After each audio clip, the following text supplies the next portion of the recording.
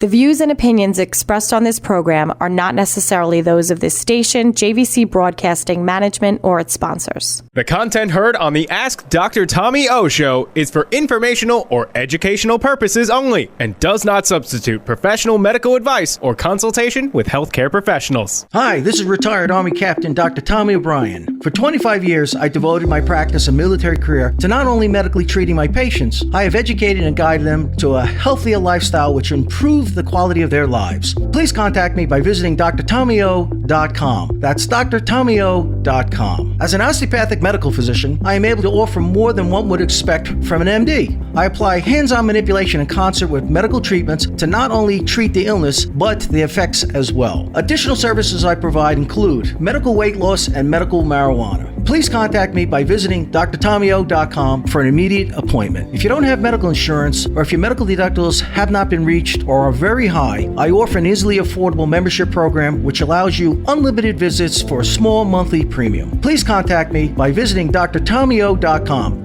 drtommyo.com, or call 631-980-8200. That's 631-980-8200. And let's put you on the track to a better health and better healthcare at an affordable rate.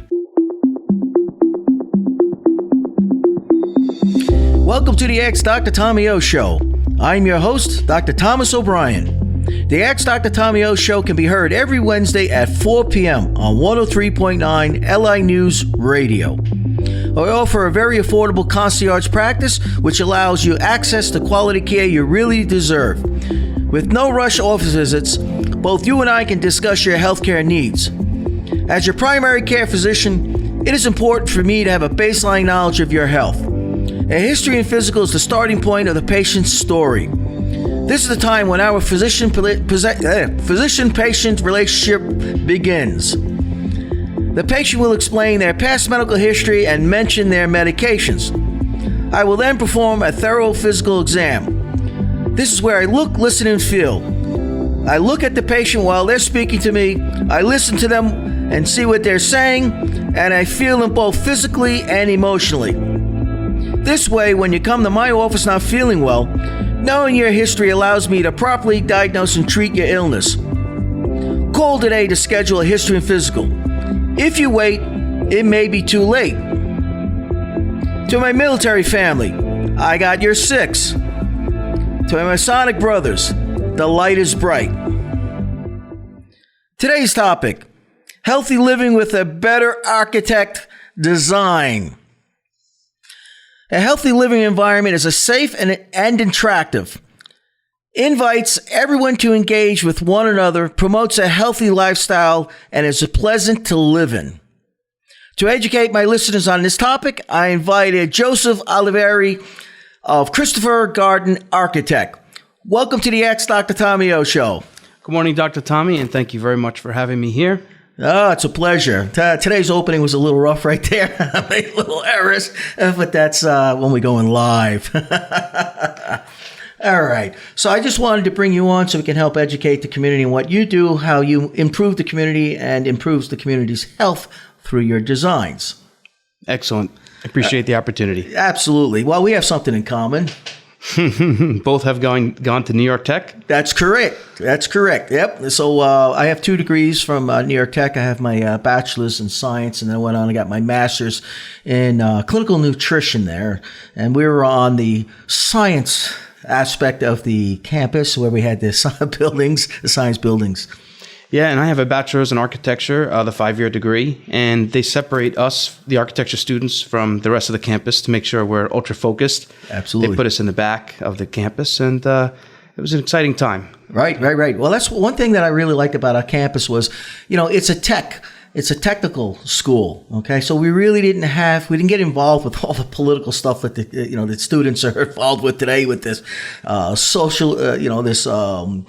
the social justice warriors and all this stuff. We just didn't have that. We were there to become professionals and focus on our dreams.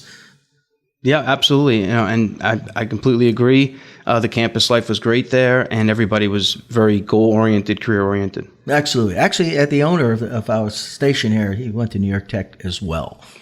And at my firm, 5 out of the 6 employees there all also have gone and graduated from New York Tech. So it's a common theme. There you go. That's it. Always stay together, you know. All right. So let's get into how you got involved with Architect. So when I was growing up, 4, 5, 6 years old, I was lucky enough to have an uncle that was in the construction business. He had his own home construction business, and I grew up around it. You know, I saw it all the time as a kid. Those are some of my earliest memories, and it definitely weighed on me, right? And growing up, I always had an interest, and I had another uncle who was into constantly building things, putting things together, very mechanically inclined. So that was my interest from an early age. I was always working with tools and toys, toy tools. Right. And then when I got into high school, architecture was definitely, it had, veered itself as something important into me. When I went into high school, I took every architecture class that there was, every technology class that I was as kind of an escape from history, et cetera. Right. And in doing so, one of my teachers and one of my mentors in 10th grade, he had passed away. And then his replacement teacher was a guy by the name of Chris Garton. And at the time, I didn't know he was an architect. I thought he was just a technology teacher. Turns out, after giving him a hard time for several months, because he replaced my teacher that passed away, I found that he was an architect. And I said, oh my God, I got to start getting on this guy's good side. Maybe I can get a job working with him. By the end of that semester, he was teaching me how to draw in his class. And I think that was his way of keeping me quiet. He was going to keep me there. He was going to show me some stuff on the computer. I asked him for a job that summer, and he hired me. And working in the field in 11th grade, that early on, 16, 17 years old, I said, wow, this is really, I'm good at this, and I really enjoy this. And he just kept giving me one opportunity after the next. Right. And I just stuck with it, decided to become an architect, went to college, and I worked with him through all that. And, to this day, I'm still working with him, having left several times, come back. But it was definitely what I had the calling in, for sure. Right. Well, you have, your mentors. You need positive role models, and he hung in there. He said, I'm going to get you, and he got you. And looking back, and looking at the amount of patience that he must have had to teach such a young kid that really had no idea. I work with young kids in their, let's say, 20s and 30s, people coming up through the ranks and trying to give them instruction. And it takes a lot of patience, but, he never fired me, never gave up on me. And, 22 years later, we're sitting in an office together that's this big, still, making it work. Right. Well, again, he had faith. I always said the mind, body, spirit, and you must have faith. And he just saw something in you, and that whatever it was, it ignited your flame, and here you are today. I remember as a young child, we had the Tonka trucks. I mean, the real Tonka trucks that were made of metal. I'm 58, so in the late 50s, 60s, and early 70s, we still had the Tonka trucks that were metal, and I had some of them. Not many, because whatever my parents could afford at the time. But I remember when they were building Sunrise Highway, and what I was playing with, I saw, in really actually working while they were building the road, especially in Suffolk County, and that was in the early 70s, and that was amazing. I thought it wasn't where my spirit was, like with you, because medicine, science came natural to me, but I just was amazed at the size of these trucks and something I was playing with, and here I am seeing it in real life. Yeah. All right.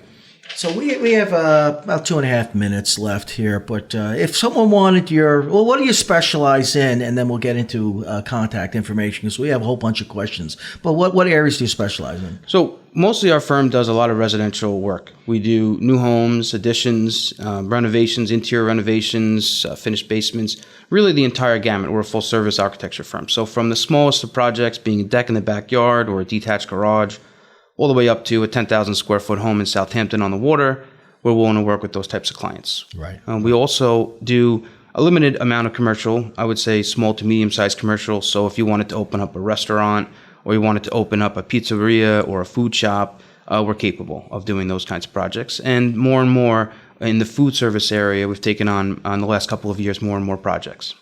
Very nice. All right, so we got about a minute and 40 minutes left here, so I just want to close out the first half of the show, and then we'll pick up where we left off with part 2. All right, so if you missed any of my shows or you like to listen to my shows again, visit my website. You go to drtommyo.com, go to Ask Dr. Tommy O on the top of my, it's not really a search, but at the top margin of my website, and you click it and there'll be a drop down and you'll see all my shows. They'll load up. If you like to see the shows again, you could visit my website or go to youtube.com/Dr. Tommy O, and that's my channel on YouTube, as well as you can see my Ask Dr. Tommy O 4-time Beta Award TV show. That show right now is on hiatus. You need finances, and right now the finances aren't there to continue that show. But you can see previous shows, and actually you can go all the way back to 2004, and that's when I had a full head of hair. And as you get older and older, unfortunately with my genes, I started thinning there, and here I am today. I just buzz out. All right, so let me help you lead a happier and healthier life. If you wait, it may be too late. To learn more about my practice, go to drtommyo.com. That's drtommyo.com. Or if you prefer to stop by my office, it's located at 250 Patchogue Capac Road, Suite 16, East Patchogue, New York. Or give me a call at 631-980-8200. That's 631-980-8200. Make that call. It's time for a history and physical.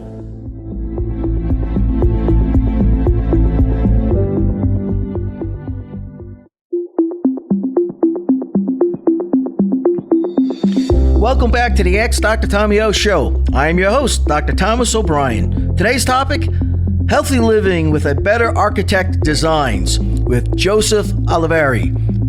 Joseph, welcome. Hello, and thank you for having me back. Yes. All right, so this is part 2. So we finished up with how you got your background, how you got your start. You had a mentor that believed in you, and he gave you a chance. And here you are, you said 22 years later, working with, Chris Garden. Chris Garden, let's go. And he was a substitute teacher? Yeah, he was a stand-in teacher, and he really took me under his wing. Mm-hmm. He made it, interesting. He gave me a lot of opportunities to think on my own and to create things in his class.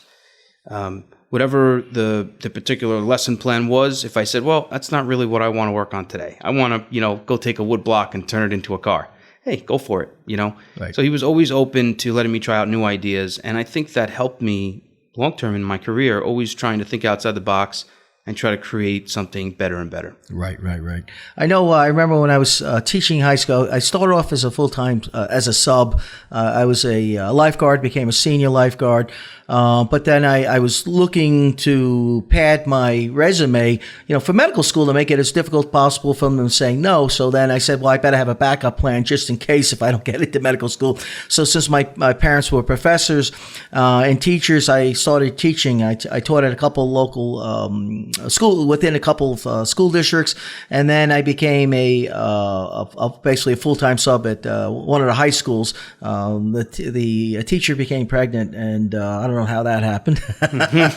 So they needed someone to basically take over, and since it was a science class, and I have my degrees in biology, I said, yeah, I can take care of this. This is easy.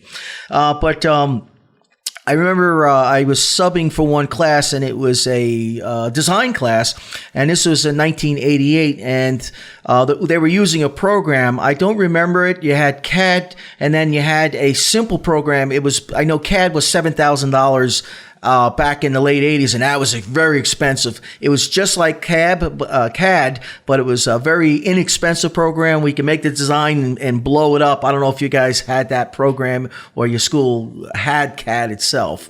Yeah, we did have AutoCAD, and from what I remember, that was pretty much one of the earliest programs I can remember as far as digital programs. Before that, it was, the drawing board, pencils, paper. Yeah, so we definitely started in AutoCAD back then. But it has changed dramatically. In 1999, AutoCAD was controlled completely by a keyboard. There was no mouse.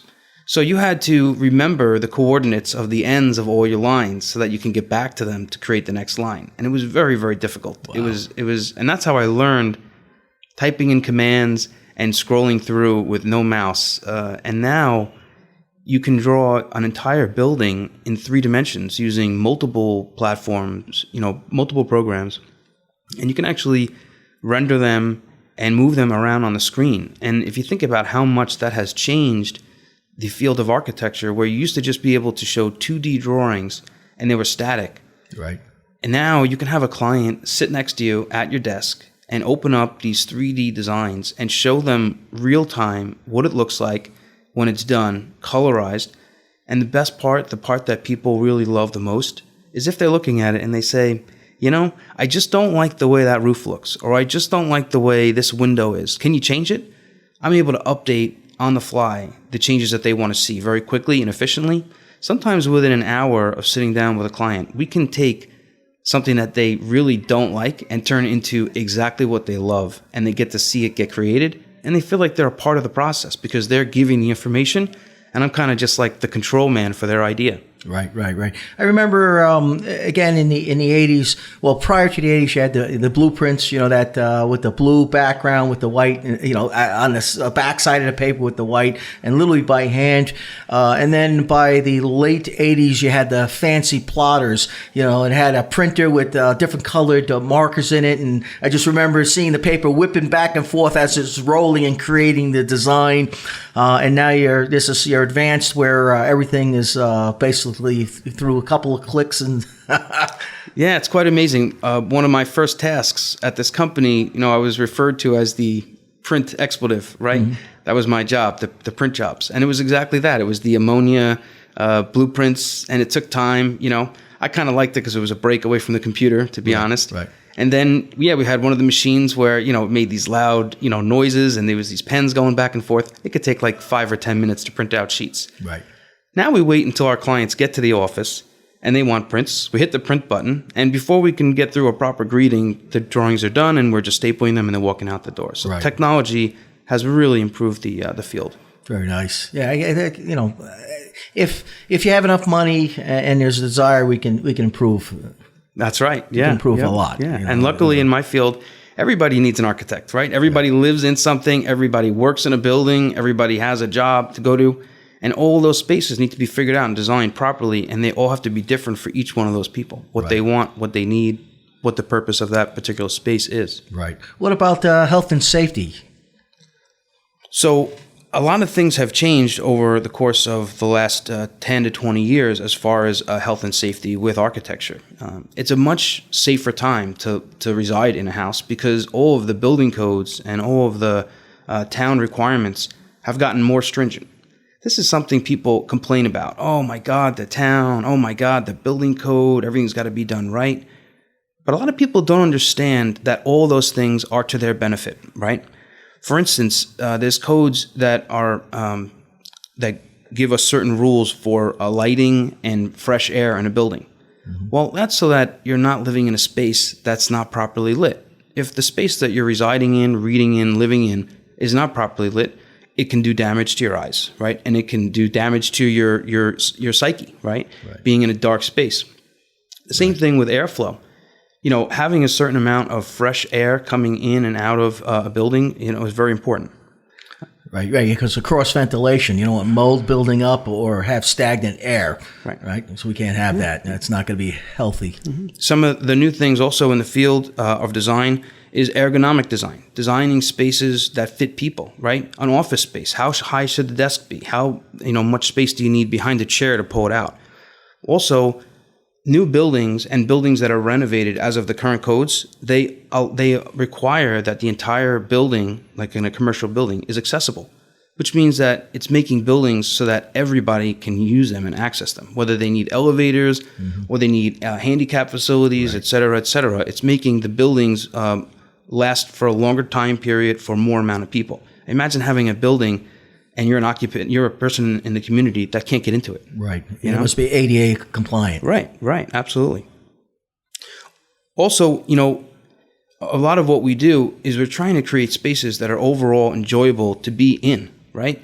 If, let's say you want to develop an apartment in a basement, well, guess what? The lighting's bad, the ceiling's low, There's not a lot of access in and out. There's no expansive views. It doesn't feel good to live in that scenario. So using smart decisions and smart design really does improve how people feel in that space. Absolutely. Yeah, your mental, behavioral.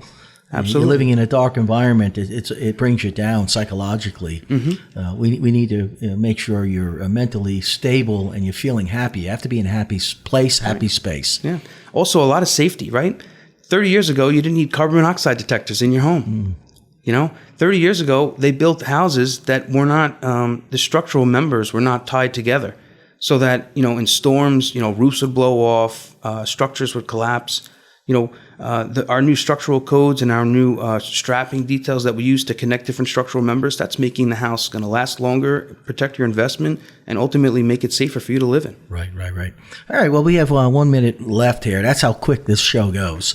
All right, so if what are the listeners, they need your help. If they like to have an architect because they're looking to improve their living environment, how would they contact you? Well, the best way is to email us at info at the letter C, Garten, GARTEN.com, or you can always call the office at 631-754-5809. Excellent. Make that call. Joseph, I want to thank you for being on the Ask Dr. Tommy O Show. Tommy, it was a great experience, and I appreciate the opportunity. New York Tech. Yeah, all the way. All right. All right. All right. Let me help you lead a happier and healthier life. Just like the show, we're here to make you happy and healthy. To learn more about my practice, go to drtommyo.com. That's drtommyo.com. Or give us a call at 631-980-8200, 631-980-8200. The content heard on the Ask Dr. Tommy O Show is for informational or educational purposes only and does not substitute professional medical advice or consultation with healthcare professionals. The views and opinions expressed on this program are not necessarily those of this station, JVC Broadcasting Management, or its sponsors.